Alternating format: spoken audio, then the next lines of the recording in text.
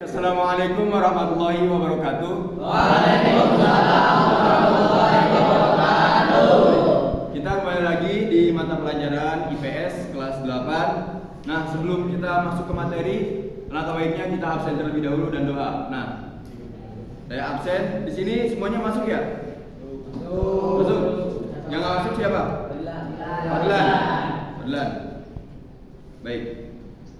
Nah, untuk ketua kelas siapa? Ketua kelas dipimpin doa pembuka. Ayah nomor A, Wahid Islam Malasa.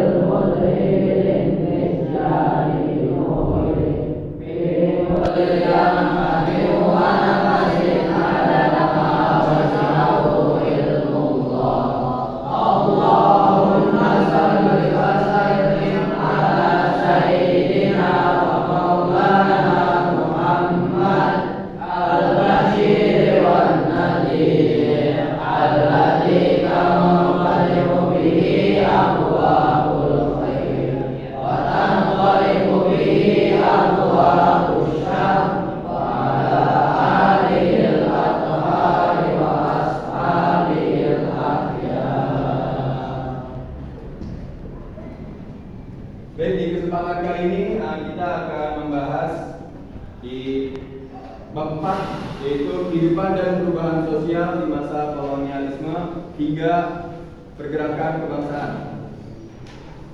Nah, materi-materi ini kita masuk ke pergerakan kebangsaan Indonesia. Nah, pada subbab pergerakan kebangsaan Indonesia akan disampaikan oleh presenter yang sudah tadi perkenalan, yaitu ada latar belakang munculnya pergerakan kebangsaan Indonesia, yang kedua ada awal pergerakan kebangsaan, yang ketiga ada perkembangan organisasi pergerakan, dan yang keempat ada lahirnya ide persatuan dan kesatuan serta penguatan jati diri bangsa. Tulisannya Baik, pergerakan bangsa Indonesia. Presenternya adalah Muhammad Arham Januar, Muhammad Jafar Faiz, Muhammad Ihsan Hanif, dan saya sendiri Muhammad Irfan Maulana. Dan ada uraian materi di sini yang sudah saya sebutkan tadi. Nah, di sini ada lambang Nahdlatul Ulama dan Muhammadiyah. Nanti di sini ada pertanyaan, ditunggu aja.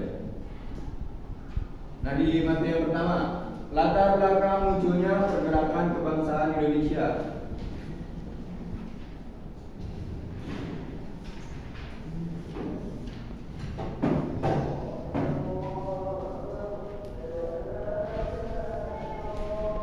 Jadi di dalam materi latar belakang munculnya pergerakan bangsa Indonesia, di slide pertama ada politik etis atau politik utang budi.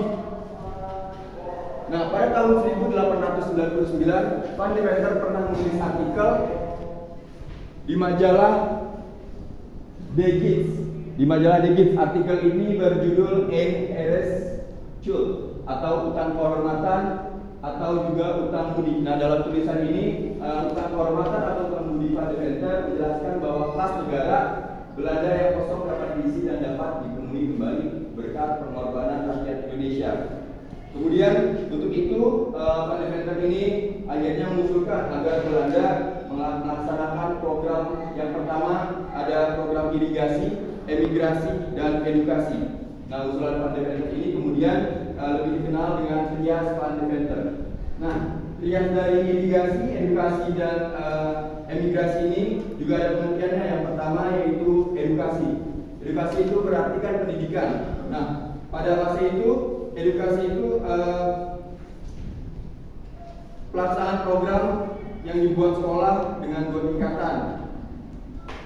Nah, program ini yaitu untuk mensejahterakan pribumi untuk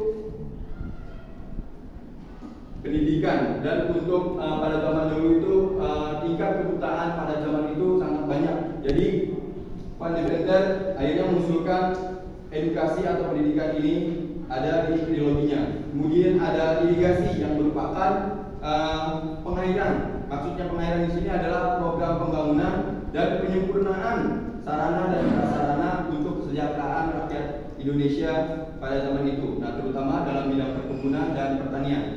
Kemudian yang terakhir ada emigrasi. Emigrasi ini maksudnya adalah perpindahan penduduk. Nah, program pemerataan penduduk Jawa dan Madura tentunya yang diusulkan oleh Van Deventer. Karena pada zaman itu tahun 1900 di kawasan Jawa dan Madura mulai padat penduduk itu sekitar 14 juta penduduk. Itu 3 usulan dari Van Deventer. Next, selanjutnya ada perkembangan pendidikan.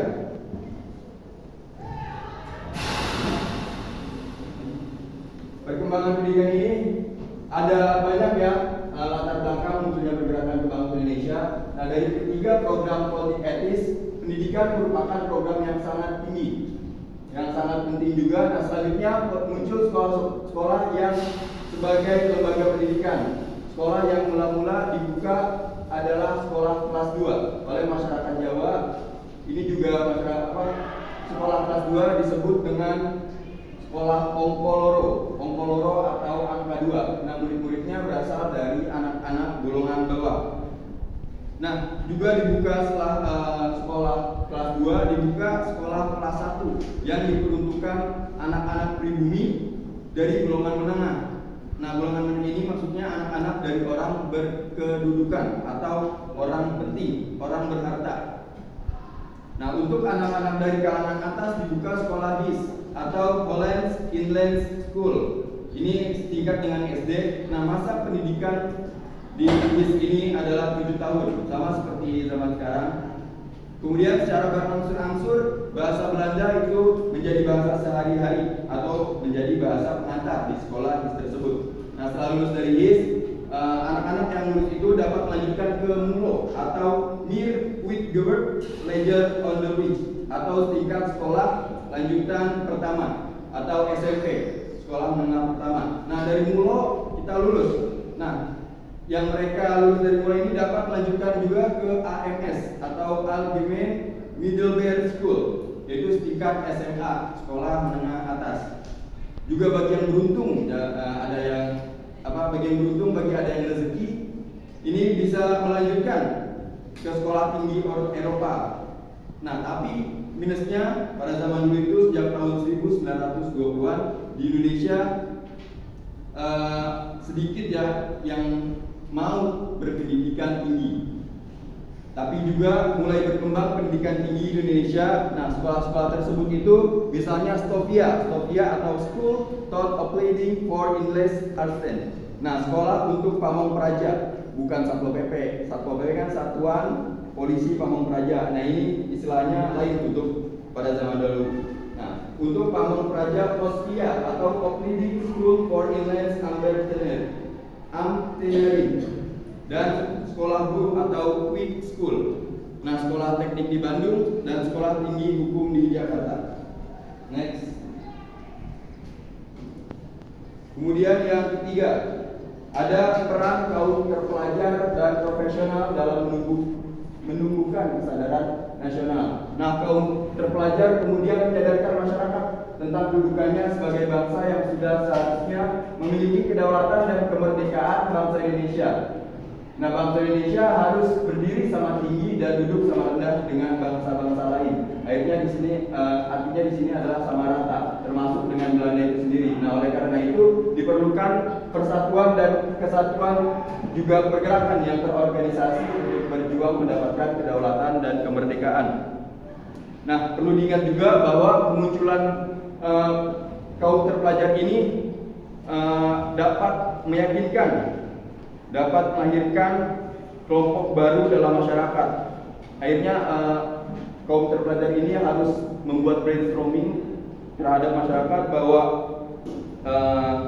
kaum terpelajar ini punya peran penting dalam pergerakan nasional itu sendiri. Nah, kelompok baru ini lebih dikenal sebagai kaum profesional. Sebagian besar dari kelompok ini adalah kaum terpelajar yang sudah menyelesaikan pendidikan tingginya. Nah, kaum profesional ini juga banyak menjadi pegawai pemerintah, misalnya mantri, asisten wedana, bahkan bupati. Nah, kehidupan mereka kuat dan menjadi kelompok terhormat. Next.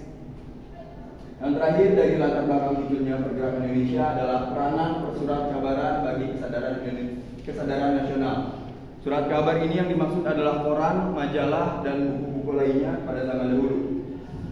Surat kabar atau media cetak yang lain, seperti majalah, buletin, dan kantor berita punya peran penting dalam mendorong dan mengembangkan semangat nasionalisme dan pergerakan kebangsaan Indonesia.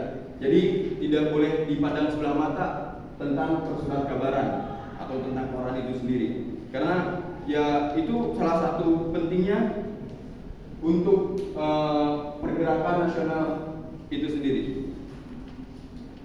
Kemudian persurat kabaran ini atau pers dalam hal ini berkaitan dengan media di masa perjuangan ini menentang kolonialisme Belanda. Pers memiliki andil yang tidak kecil. Nah, untuk memahami andil dari pers tersebut perlu diketahui pertumbuhan dan perkembangan pers itu sendiri. Baik, itu saja materi yang saya sampaikan. Kemudian selanjutnya adalah materi kedua, awal pergerakan kebangsaan, yang akan disampaikan oleh teman saya Muhammad Ihsan Hanif. Kepadanya disilakan. Halo teman-teman semuanya. Halo.